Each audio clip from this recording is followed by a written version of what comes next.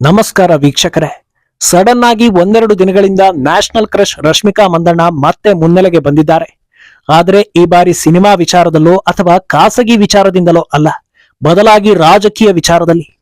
ಕಳೆದ 10 ವರ್ಷಗಳಲ್ಲಿ ದೇಶದಲ್ಲಿ ಯಾವ ರೀತಿ ಬದಲಾವಣೆ ಆಗಿದೆ, ಮೋದಿ ಸರ್ಕಾರ ಏನ್ ಮಾಡಿದೆ ಅನ್ನೋದರ ಬಗ್ಗೆ ಮಾತನಾಡಿದ್ದೇ ತಡ. ಕಾಂಗ್ರೆಸ್ ಹಾಗೂ ವಿಪಕ್ಷಗಳೆಲ್ಲವೂ ರಶ್ಮಿಕಾ ವಿರುದ್ಧ ಮುಗಿಬಿದ್ದಿವೆ. ಒಂದು ಕಡೆ ಆಕೆಯನ್ನ ಬೈಯೋದು, ಸೋಷಿಯಲ್ ಮೀಡಿಯಾಗಳಲ್ಲಿ ಆಕೆ ವಿರುದ್ಧ ಪೋಸ್ಟ್ ಹಾಕೋದು. ಈ ಮಧ್ಯೆ ಕೆಲ ವರ್ಷಗಳ ಹಿಂದೆ ಆಕೆಯ ಮನೆ ಮೇಲೆ ಆಗಿದ್ದ ಐಟಿ ರೇಡ್ ಬಗ್ಗೆ ಕೂಡ ವಿಷಯಗಳು ಹರಿದಾಡೋಕೆ ಶುರುವಾಗಿವೆ. ಕೆಲವರು ಆಕೆ ವಿರುದ್ಧ ತಿರುಗಿ ಬಿದ್ದಿದ್ರೆ, ಮತ್ತೊಂದು ಕಡೆಯಲ್ಲಿ ಆಕೆಗೆ ದೊಡ್ಡ ಮಟ್ಟದಲ್ಲಿ ಹೊಗಳಿಕೆಯೂ ಬರ್ತಾ ಇದೆ. ನೀನ್ ಮಾಡಿದ್ದೆ ಸರಿ, ನೀನೇ ಸರಿ ಅಂತ ಹೇಳೋಕೆ ಶುರು ಮಾಡಿದ್ದಾರೆ. ಹಾಗಿದ್ರೆ ರಶ್ಮಿಕಾರ ಒಂದೇ ಒಂದು ಸ್ಟೇಟ್ಮೆಂಟ್ ಇಷ್ಟೆಲ್ಲ ವೈರಲ್ ಆಗಿದ್ದು ಯಾಕೆ? ಆಕೆಯನ್ನ ದ್ವೇಷ ಮಾಡ್ತಾ ಇರೋದು ಯಾರು? ಪ್ರಧಾನಿ ಮೋದಿ ರಶ್ಮಿಕಾ ಬಗ್ಗೆ ಹೇಳಿದ್ದೇನು? ಇದೆಲ್ಲವನ್ನ ಒನ್ ಬೈ ಒನ್ ಹೇಳ್ತಾ ಹೋಗ್ತೀವಿ. ಈ ವಿಡಿಯೋವನ್ನ ತಪ್ಪದೆ ಕೊನೆ ತನಕ ನೋಡಿ. ಅದಕ್ಕೂ ಮುನ್ನ ಮೀಡಿಯಾ ಮಾನ್ಸ್ಟರ್ ಚಾನೆಲ್ ಅನ್ನ ತಪ್ಪದೆ ಸಬ್ಸ್ಕ್ರೈಬ್ ಮಾಡಿ.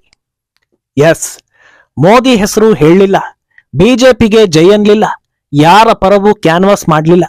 ಅಟಲ್ ಸೇತುವೆಯನ್ನ ತೋರಿಸಿಕೊಂಡು ಅಭಿವೃದ್ಧಿಗೆ ವೋಟ್ ಹಾಕಿ ಅಂತ ರಶ್ಮಿಕಾ ಹೇಳಿದ್ದೇ ತಡ. ಆಕೆ ವಿರುದ್ಧ ಸೋಷಿಯಲ್ ಮೀಡಿಯಾ ಶೂರರೆಲ್ಲ ಎದ್ದು ಕುಳಿತಿದ್ದಾರೆ. ಸರಿಸುಮಾರು 1 ನಿಮಿಷದ ಜಾಹೀರಾತಲ್ಲಿ ಅಟಲ್ ಸೇತುವೆ ಬಳಿ ನಿಂತು ರಶ್ಮಿಕಾ ಒಂದಷ್ಟು ವಿಚಾರವನ್ನ ಹೇಳ್ತಾರೆ. ನವಿ ಮುಂಬೈನಿಂದ ಮುಂಬೈಗೆ ಪ್ರಯಾಣಿಸಲು 2 ಗಂಟೆ ಹಿಡಿತಾ ಇತ್ತು. ಈಗ 20 ನಿಮಿಷಗಳಲ್ಲಿ ಪ್ರಯಾಣಿಸಬಹುದು. ಅಸಾಧ್ಯವಾಗಿರುವುದನ್ನ ಸಾಧಿಸಿ ತೋರಿಸಿದ್ದಾರೆ. ಗೋವಾದಿಂದ ಮುಂಬೈ, ಬೆಂಗಳೂರಿಂದ ಮುಂಬೈ ರಸ್ತೆ ಹೀಗೆ ಪ್ರಯಾಣಿಸೋದನ್ನ ಸುಲಭ ಮಾಡಿದ್ದಾರೆ. ಒಂದು ಕಾಲ ಇತ್ತು, ಆಗ ಭಾರತ ದೊಡ್ಡ ಕನಸು ಕಾಣೋದೇ ತಪ್ಪು ಅನ್ನೋ ಹಾಗಿತ್ತು. ಆದ್ರೆ ಈಗ ಹಾಗಿಲ್ಲ. ಕೇವಲ 7 ವರ್ಷಗಳಲ್ಲಿ ಎಂತ ಅಭಿವೃದ್ಧಿ ಆಗಿದೆ ಅನ್ನೋದು ನಿಮ್ಮ ಕಣ್ಮುಂದೆಯೇ ಇದೆ. ವಿಕಸಿತ ಭಾರತದಲ್ಲಿ ಇಂತಹ 100 ಕೆಲಸಗಳು ಆಗುತ್ತವೆ. ಆದ್ರಿಂದ ಅಭಿವೃದ್ಧಿಗೆ ವೋಟ್ ಹಾಕಿ ಅಂದ್ರು ರಶ್ಮಿಕಾ ಮಂದಣ್ಣ. ಇದಾಗಿದ್ದೇ ತಡ ಅವರಿಗೆ ಹೊಸ ವಿರೋಧಿ ಬಳಗ ಸೃಷ್ಟಿಯಾಗುತ್ತೆ. ಇನ್ನು ಮೋದಿ ವಿರುದ್ಧ, ಭಾರತದ ವಿರುದ್ಧ, ಹಿಂದುತ್ವದ ವಿರುದ್ಧ ಅನ್ನುವಾಗ ಅಲ್ಲಿ ಚೇತನ್ ಇರ್ಲೇಬೇಕಲ್ವಾ? ಖಂಡಿತ ಈ ವಿಚಾರದಲ್ಲಿ ನಂದು ಒಂದು ಇರ್ಲಿ ಅಂತ ಚೇತನ್ ಕೂಡ ಮಾತಾಡ್ತಾರೆ. ಕಳೆದ 10 ವರ್ಷಗಳಲ್ಲಿ ಭಾರತದ ಆದಾಯ, ಅಸಮಾನತೆ ಗಗನಕ್ಕೇರಿದೆ ಮತ್ತು ಪ್ರಜಾಪ್ರಭುತ್ವದ ಸ್ವಾತಂತ್ರ್ಯಗಳು ದಾಳಿಗೆ ಒಳಗಾಗಿವೆ. ಯಾವುದೇ ಮೂರ್ಖ ಪಕ್ಷವು ಕಾಂಕ್ರೀಟ್ ಸುರಿಯಬಹುದು ಮತ್ತು ಮೂಲ ಸೌಕರ್ಯಗಳನ್ನ ನಿರ್ಮಿಸಬಹುದು. ಸಮಾಜವನ್ನ ಸುಸ್ಥಿರವಾಗಿ ಮತ್ತು ಸಮಾನವಾಗಿ ಅಭಿವೃದ್ಧಿಪಡಿಸಲು ನಿಜವಾದ ಒಳನೋಟದ ಅಗತ್ಯವಿದೆ. ಸೆಲೆಬ್ರಿಟಿಗಳ ಅಜ್ಞಾನವು ಸವಲತ್ತುಗಳ ಫ್ರೀಕಿಂಗ್ ಬ್ರಿಲಿಯಂಟ್ ರೂಪವಾಗಿದೆ ಅಂತ ಚೇತನ್ ಟ್ವೀಟ್ ಮೂಲಕ ಹೇಳಿದ್ದಾರೆ. ಇನ್ನು ಅಭಿವೃದ್ಧಿ ಪರ ಮಾತನಾಡಿದ್ದಕ್ಕೆ ಚೇತನ್ ದನಿ ಏರಿಸಿದ್ದಾರೆ ಅಂದ್ಮೇಲೆ ಕಾಂಗ್ರೆಸ್ ಸುಮ್ಮಿರುತ್ತಾ? ಚಾನ್ಸೇ ಇಲ್ಲ. ಕಾಂಗ್ರೆಸ್ ನಾಯಕಿ ಅಂಜಲಿ ನಿಂಬಾಳ್ಕರ್ ಕೂಡ ರಶ್ಮಿಕಾ ವಿರುದ್ಧ ಮುಗಿ ಬೀಳ್ತಾರೆ.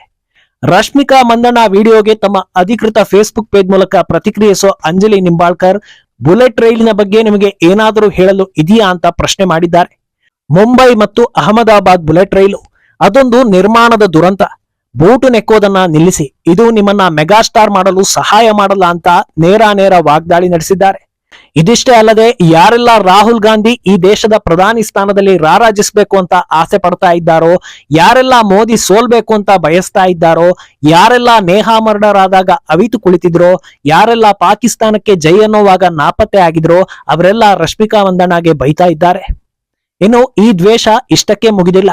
ಇನ್ನೂ ಒಂದು ಹಂತ ಮುಂದಕ್ಕೆ ಹೋಗಿದ್ದು, ಹಳೆ ವಿಚಾರಗಳನ್ನೆಲ್ಲ ಕೆದಕಿ ಮುಂದಕ್ಕೆ ತಂದು ಎಲೆಕ್ಷನ್ಗೆ ಲಿಂಕ್ ಮಾಡ್ತಾ ಇದ್ದಾರೆ. ಹೌದು, 2020ರಲ್ಲಿ ಕೊಡಗಿನಲ್ಲಿ ರಶ್ಮಿಕಾ ನಿವಾಸದ ಮೇಲೆ ಐಟಿ ರೈಡ್ ನಡೆದಿತ್ತು. ಅದನ್ನ ಈಗ ನೆನಪು ಮಾಡೋ ಮೂಲಕ ಅದಕ್ಕೂ ಇದಕ್ಕೂ ಲಿಂಕ್ ಮಾಡಿ ವಿರೋಧಿಸಲಾಗ್ತಾ ಇದೆ.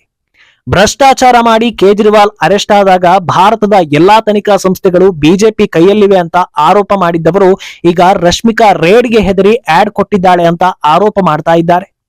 ಅಲ್ಲದೆ ಕೆಲವರು ಕಾಂಗ್ರೆಸ್ ಕಾಲದಲ್ಲಿ ಸಾಕಷ್ಟು ಸೇತುವೆಗಳನ್ನ ಕಟ್ಟಲಾಗಿದೆ, ಅದೆಲ್ಲವನ್ನ ಬಿಟ್ಟು ಈಗ ಬಿಜೆಪಿ ಕಟ್ಟಿಸಿದ ಅಟಲ್ ಸೇತುವೆ ಬಗ್ಗೆ ಯಾಕೆ ಮಾತಾಡ್ತಾ ಇದ್ದಾರೆ? ಈಕೆ ಬರೀ ನಟಿ ಅಲ್ಲ, ಬಿಜೆಪಿ ಏಜೆಂಟ್ ಅಂತ ಎಲ್ಲ ಪೋಸ್ಟ್ ಹಾಕಿ ಕಿಡಿಕಾರ್ತಾ ಇದ್ದಾರೆ. ಇಲ್ಲಿ ಗಮನಿಸಬೇಕಾಗಿರೋ ಇನ್ನೊಂದು ಅಂಶ ಕೂಡ ಇದೆ. ನಿಮಗೆ ನೆನಪಿದ್ಯಾ? ಕೃಷಿ ಕಾಯ್ದೆ ವಿರೋಧಿಸಿ ರೈತ ಹೋರಾಟ ಅನ್ನೋದೊಂದು ನಡೆದಿತ್ತು. ಈ ಹೋರಾಟ ನಡೆದ ಕೆಲವೇ ದಿನಗಳಲ್ಲಿ ಅವರು ಯಾರು ಅಸಲಿ ರೈತರಲ್ಲ, ಎಲ್ಲರಿಗೂ ಪೇಮೆಂಟ್ ಆಗಿದೆ, ಗಲಭೆ ಎಬ್ಬಿಸೋದಕ್ಕೆ ಬಂದಿದ್ದಾರೆ ಅನ್ನೋ ಆರೋಪಗಳೆಲ್ಲ ಕೇಳಿ ಬಂದಿತ್ತು. ಆ ಹೊತ್ತಲ್ಲಿ ರಿಹಾನಾ ಅನ್ನೋ ಪಾಪ್ ಸಿಂಗರ್ ಹೋರಾಟಗಾರರ ಮೇಲೆ ಬಹಳ ಅನುಕಂಪವನ್ನ ತೋರಿಸಿದ್ಲು. ಅವಳಷ್ಟೇ ಅಲ್ಲ, porn star Mia Khalifa, Greta Thunberg ಎಲ್ಲರೂ ಕೂಡ ದನಿ ಏರಿಸಿದ್ರು. ಅದೆಲ್ಲಿಯ ರಿಹಾನಾ, ಅದೆಲ್ಲಿಯ ಭಾರತ? ಅದೆಲ್ಲಿಯ ಮಿಯಾ ಖಲೀಫಾ, ಅದೆಲ್ಲಿಯ ಕಾಂಗ್ರೆಸ್? ಅದೆಲ್ಲಿಯ ಗ್ರೆಟಾ, ಅದೆಲ್ಲಿಯ ರೈತ ಹೋರಾಟ? ಹೇಗೆ ತಾಳೆ ಹಾಕಿದ್ರೂ ಒಂದಕ್ಕೊಂದು ಲಿಂಕ್ ಆಗೋದಿಲ್ಲ. ಆದ್ರೂ ಕೂಡ ಅವರ ಹೇಳಿಕೆಗಳನ್ನ ಭಾರತದಲ್ಲಿದ್ದ ಕೆಲವರು ಸ್ವೀಕರಿಸಿ ಶಹಬ್ಬಾಸ್ ಅಂದಿದ್ರು. ಯಾರೊಬ್ಬರು ಕೂಡ ಇದು ನಮ್ಮ ಆಂತರಿಕ ವಿಚಾರ, ನಮ್ಮ ದೇಶವನ್ನ ನಾವು ಸರಿ ಮಾಡ್ಕೊಳ್ತೀವಿ ಅನ್ನೋ ದಿಟ್ಟ ಉತ್ತರವನ್ನ ಕೊಟ್ಟೇ ಇರಲಿಲ್ಲ. ಆದ್ರೆ ಇದೇ ದೇಶದಲ್ಲಿ ಹುಟ್ಟಿ ಬೆಳೆದ ರಶ್ಮಿಕಾ ಇಲ್ಲಿಯ ಅಭಿವೃದ್ಧಿ ಬಗ್ಗೆ ಮಾತನಾಡಿದ್ದಕ್ಕೆ ಎಷ್ಟೆಲ್ಲ ಟೀಕೆ ಟಿಪ್ಪಣಿಗಳು ಬರ್ತಾ ಇವೆ ಅನ್ನೋದನ್ನ ಜನರು ಮಾತಾಡ್ಕೊಳ್ತಾ ಇದ್ದಾರೆ. ಇನ್ನು ಒಂದ್ ಕಡೆ ವಿರೋಧಗಳು ಬರ್ತಾ ಇದ್ರೆ ಅದಕ್ಕೂ ಹೆಚ್ಚು ಪಟ್ಟು ಮೆಚ್ಚುಗೆಗಳು ಬರ್ತಾ ಇವೆ ಅಂತಲೂ ಹೇಳಲಾಗ್ತಾ ಇದೆ. ಇದಕ್ಕೆ ಉದಾಹರಣೆ ಅನ್ನೋ ಹಾಗೆ ಸ್ವತಃ ಮೋದಿಯೇ ರಶ್ಮಿಕಾರ ಪೋಸ್ಟ್ ಅನ್ನ ಶೇರ್ ಮಾಡಿದ್ದಾರೆ. ಅಲ್ಲದೆ ಉತ್ತಮ ಸಂಪರ್ಕವನ್ನ ನೀಡುವ ಮೂಲಕ ಜನರ ಜೀವನವನ್ನ ಸುಧಾರಿಸೋದ್ರಲ್ಲಿ ಇರೋ ಸಂತೃಪ್ತಿ ಮತ್ತೆ ಯಾವುದರಲ್ಲೂ ಇಲ್ಲ ಅಂತ ಬರೆದುಕೊಂಡಿದ್ದಾರೆ. ಇದು ವಿರೋಧಿಗಳನ್ನ ಇನ್ನಷ್ಟು ರೊಚ್ಚಿಗೆಬ್ಬಿಸಿದೆ. ಇದಾದ ಕೆಲ ಹೊತ್ತಲ್ಲೇ ಪ್ರಧಾನಿ ಮೋದಿ ಟ್ವೀಟ್ ಅನ್ನ ರೀಶೇರ್ ಮಾಡಿರೋ ರಶ್ಮಿಕಾ ಮಂದಣ್ಣ, ಇದಕ್ಕಿಂತ ಗೌರವ ದೊಡ್ಡದಿಲ್ಲ. ದೊಡ್ಡ ಮಟ್ಟದಲ್ಲಿ ಅಭಿವೃದ್ಧಿ ಆಗ್ತಾ ಇರೋ ಭಾರತವನ್ನ ಯುವ ಭಾರತೀಯಳಾಗಿ ನೋಡ್ತಾ ಇರೋದಕ್ಕೆ ನನಗೆ ಹೆಮ್ಮೆ ಆಗ್ತಾ ಇದೆ ಅಂತ ಪೋಸ್ಟ್ ಮಾಡಿದ್ದಾರೆ. ಇದು ಕೆಲವರನ್ನ ಇನ್ನೂ ರೊಚ್ಚಿಗೆಬ್ಬಿಸ್ತಾ ಇದೆ. ಆದ್ರೆ ಬಹಳಷ್ಟು ಜನರು ಹೇಳ್ತಾ ಇರೋದು ಏನಂದ್ರೆ, ರಶ್ಮಿಕಾ ದೇಶದ ಅಭಿವೃದ್ಧಿ ಬಗ್ಗೆ ಮಾತಾಡಿದ್ದಾರೆ. ಸಾಕ್ಷಿ ಅನ್ನೋ ಹಾಗೆ ಅಟಲ್ ಟನಲ್ ಅನ್ನ ತೋರಿಸಲಾಗಿದೆ. ಹಾಗೂ ಅದರಿಂದ ಆಗ್ತಾ ಇರೋ ಉಪಯೋಗ ಭಾರತೀಯರಿಗೆ ಗೊತ್ತಿದೆ. ಇಷ್ಟಿರೋವಾಗ ಆಕೆಯನ್ನ ವಿರೋಧಿಸೋದ್ರಲ್ಲಿ ಅರ್ಥ ಇಲ್ಲ ಅಂತ ಹೇಳ್ತಾ ಇದ್ದಾರೆ. ಇನ್ನು ಈ ರಾಜಕೀಯ ಹಾಗೂ ಪರ ವಿರೋಧದ ಆಚೆಗೆ ಈ ಅಟಲ್ ಸೇತುವೆ ರಶ್ಮಿಕಾ ಪಾಲಿಗೆ ದೊಡ್ಡ ವರವಾಗಿದೆ ಅಂತ ಹೇಳ್ಬೋದು. ಯಾಕಂದ್ರೆ ಎಲ್ರಿಗೂ ಗೊತ್ತಿರೋ ಹಾಗೆ ರಶ್ಮಿಕಾ ಸಿನಿಮಾ ಕೆರಿಯರ್ ನಲ್ಲಿ ಸಿಕ್ಕಾಪಟ್ಟೆ ಕಾಂಟ್ರವರ್ಸಿಗಳಿವೆ. ತಮ್ಮ ಖಾಸಗಿ ಜೀವನದಿಂದ ಹಿಡಿದು ಕನ್ನಡ ಇಂಡಸ್ಟ್ರಿ, ತೆಲುಗು, ತಮಿಳು ಎಲ್ಲಾ ಕಡೆಯಲ್ಲಿ ಮಿಂಚೋದರ ಜೊತೆಗೆ ಒಂದಷ್ಟು ಗಾಸಿಪ್, ಕಾಂಟ್ರವರ್ಸಿ ಎಲ್ಲವೂ ಹರಿದಾಡ್ತಾ ಇದ್ವು. ಆದ್ರೆ ಈಗ ದೇಶದ ವಿಚಾರದಲ್ಲಿ ರಶ್ಮಿಕಾ ನಿಲುವು ಭಾರತೀಯರಿಗೆ ಇಷ್ಟ ಆಗುವಂತೆ ಮಾಡ್ತಾ ಇದೆ.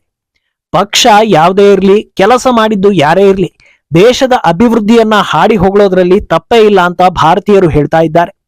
ಆದ್ರಿಂದ ಸ್ವಲ್ಪ ಡಲ್ ಆಗಿದ್ದ ರಶ್ಮಿಕಾ ಸಿನಿ ಕೆರಿಯರ್ಗೆ ಇದು ದೊಡ್ಡ ಬೂಸ್ಟ್ ಕೊಟ್ಟಂತಾಗಿದೆ ಅಂತಲೇ ವ್ಯಾಖ್ಯಾನ ಮಾಡಲಾಗ್ತಾ ಇದೆ. ಈ ವರ್ಷ ಕನ್ನಡ ಮಾತ್ರವಲ್ಲದೆ ತೆಲುಗಿನಲ್ಲೂ ಕೂಡ ಒಂದೆರಡು ಸಿನಿಮಾ ಬಿಟ್ಟು ಬೇರೆ ಯಾವುದು ಸಿಕ್ಕಾಪಟ್ಟೆ ಹಿಟ್ ಆಗಿಲ್ಲ.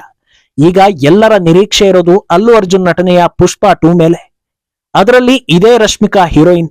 ಇನ್ನೇನು ಕೆಲ ತಿಂಗಳುಗಳಲ್ಲೇ ಆ ಸಿನಿಮಾ ರಿಲೀಸ್ ಆಗಲಿದ್ದು, ಈಗ್ಲಿಂದಲೇ ಹೀರೋಯಿನ್ ಸುದ್ದಿಯಲ್ಲಿದ್ದಾರೆ ಅಂದ್ರೆ ಒಂದರ್ಥದಲ್ಲಿ ಪ್ರಮೋಷನ್ ಶುರುವಾದ ಲೆಕ್ಕವೇ ಅಂತ ಚರ್ಚೆ ಆಗ್ತಾ ಇದೆ. ದಕ್ಷಿಣದಲ್ಲಿ ಬಿಜೆಪಿಗೆ ಬಲವಾದ ನೆಲೆಗಟ್ಟಿರೋದು ಕರ್ನಾಟಕದಲ್ಲಿ. ಆದ್ರಿಂದ ಈ ಬಾರಿ ಪುಷ್ಪ 2ಗೆ ಕರ್ನಾಟಕದಲ್ಲೂ ದೊಡ್ಡ ರೆಸ್ಪಾನ್ಸ್ ಬರಬಹುದು ಅಂತ ಲೆಕ್ಕಾಚಾರಗಳು ನಡೀತಾ ಇವೆ. ಒಟ್ನಲ್ಲಿ ಅಟಲ್ ಸೇತುವೆಗೆ ಜೈ ಎಂದ ರಶ್ಮಿಕಾ ದಿಢೀರ್ ಅಂತ ನ್ಯಾಷನಲ್ ಲೆವೆಲ್ ಸುದ್ದಿಯಾಗಿದ್ದಾರೆ.